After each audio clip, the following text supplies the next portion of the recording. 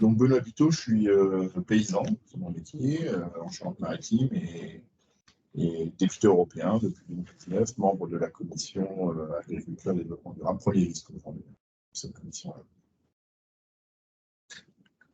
Laurent Dreyfus, conseiller régional Grand Est. J'ai été paysan de montagne.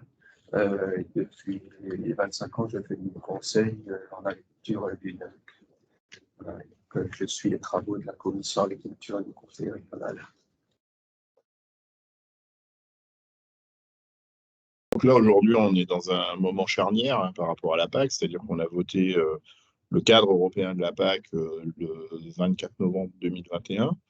Et ce vote qui valide une copie de la PAC dont on peut discuter, mais qui en vérité ne revisite pas en profondeur le logiciel de la PAC. On reste avec les mêmes mécanismes et donc qui auront les mêmes conséquences, des conséquences qui sont pour le moins désastreuses, avec une agriculture à qui on attribue une partie de l'effondrement de la biodiversité. En tout cas, on lui attribue la disparition de 70% des cortèges d'insectes, de 40% des cortèges d'oiseaux, parce que cette agriculture-là utilise beaucoup de substances de synthèse. Et malheureusement, dans la PAC qu'on connaissait, dans la PAC nouvelle mouture, on va retomber dans les mêmes travers, c'est-à-dire 80% de l'enveloppe va être consommée par 20% des agriculteurs, ce qui signifie en creux que les 20% d'enveloppe devra être partagée entre les 80% d'agriculteurs qui n'ont pas été bénéficiaires de la grosse partie.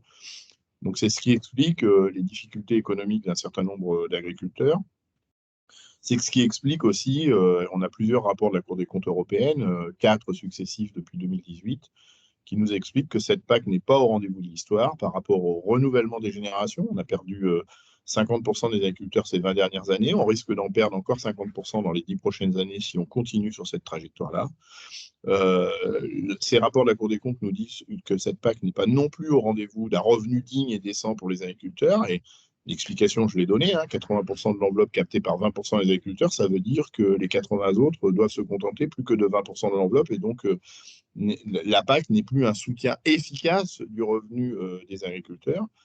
Et puis, ce que nous dit le rapport de la Cour des comptes, c'est que cette PAC n'est pas non plus au rendez-vous des grands défis contemporains autour du changement climatique, autour de l'effondrement de la biodiversité, autour de la gestion de la ressource en eau. Également, le dernier rapport de la Cour des comptes est sur le lien agriculture-eau, où là, on voit bien que cette PAC-là continue d'encourager l'agriculture qui va continuer d'alimenter le changement climatique, qui va continuer de participer à l'effondrement de la biodiversité, qui va continuer de participer à la raréfaction et à la dégradation qualitative de l'eau. Donc c'est plutôt très très inquiétant que sur fond de priorité à l'échelon planétaire, la principale politique publique de l'Union européenne ne soit pas à ces rendez-vous-là par rapport à la mobilisation d'argent public que cette politique agricole commune qui mobilise presque 40% du budget total de l'Union européenne. Donc c'est quand même assez inquiétant, d'autant plus qu'on a des indicateurs forts portés par la Cour des comptes qui nous invitent à rebattre les cartes, à repenser le cœur du réacteur de cette politique agricole commune.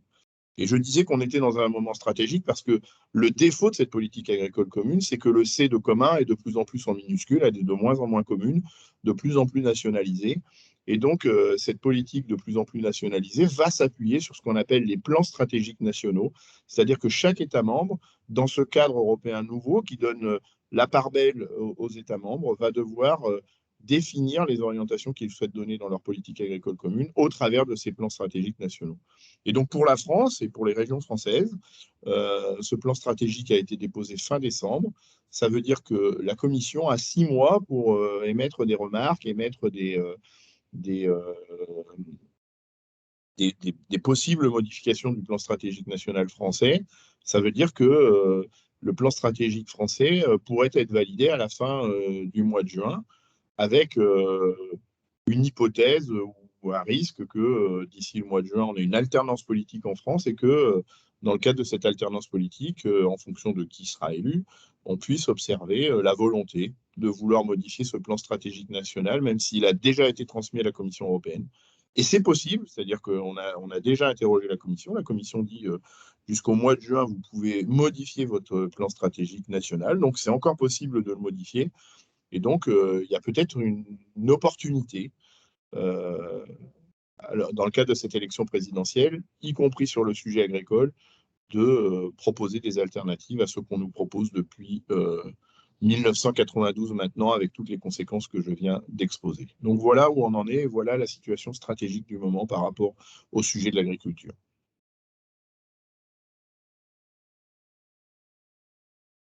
Je peux peut-être reprendre sur ce qui se fait au niveau de la région, et malheureusement, là, on est exactement dans la même configuration stratégique, c'est que le Conseil régional privilégie ce qu'il appelle la ferme du futur, basée à 100% sur la digitalisation, sur l'intensification agricole, la méthanisation, les agrocarburants, enfin un modèle agricole qui ne correspond pas du tout non plus à la réalité de l'agriculture de la région.